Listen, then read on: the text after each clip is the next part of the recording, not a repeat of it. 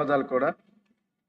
ముఖ్యంగా గత అసెంబ్లీ సెషన్స్లో ఇదే వేదిక మీద మేము చాలామంది ఎమ్మెల్యేలు మాట్లాడడం జరిగింది.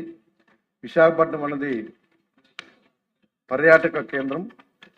అక్కడ కనీసం మౌలిక సదుపాయాలు కానీ ఆ ప్రాంతంలో నివసిస్తున్న ప్రజలకి ఏదైనా చిన్న చిన్న కట్టడాలు కట్టుకోవాలన్నా కూడా చాలా తీవ్ర ఇబ్బందులు ఉన్నాయి. కాబట్టి దానికి అనుకూలంగా మా అభ్యర్థిని మన్నించి ఇవాళ ఎక్కడైతే రుషికొండ రామనాయుడు స్టూడియో ఉందో అక్కడ నుంచి భీముల వరకు చాలా తీవ్రమైన ఇబ్బందులు ఉన్నాయి.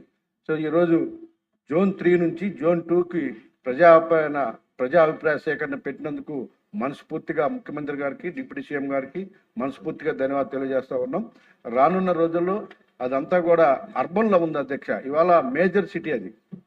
గతంలో విలేజ్లో ఉండేది, అప్పుడు ఎటువంటి ఇబ్బందులు లేవు. ఇవాళ అది మేజర్ సిటీగా ఉంది కాబట్టి ఆ ప్రాంతంలో చిన్న చిన్న కట్టడాలు చేయాలన్నా లేకపోతే ఏం చేసుకోవాలన్నా కూడా చాలా తీవ్రమైన ఇబ్బందులు ఉన్నాయి. చాలా మంది వ్యాపారస్తుల మీద కోర్టులకు వెళ్ళడం లేకపోతే రకరకాల ఇబ్బందులు పెడతాం అధ్యక్ష.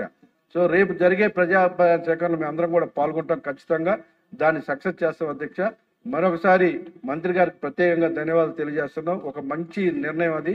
విశాఖపట్నం బాగా అభివృద్ధి జరగడానికి ఇది బాగా తోడ్పడుతుంది. ఇదంతా కూడా భీమిలి నియోజకవర్గంలో ఉంటుంది అధ్యక్ష. గతంలో మా గంటన్న గారు మేము అందరం కూడా ఎలగపూడి గారు అందరం కూడా మాట్లాడాము అధ్యక్ష దీని మీద. సో ఇవాళ ఒక మంచి నిర్ణయం తీసుకున్నందుకు చాలా హ్యాపీగా మంత్రి గారికి ప్రత్యేకంగా ధన్యవాదాలు తెలియజేస్తున్నాం అధ్యక్ష. అంతా శ్రీనివాసరావు గారు. అధ్యక్ష ధన్యవాదాలు.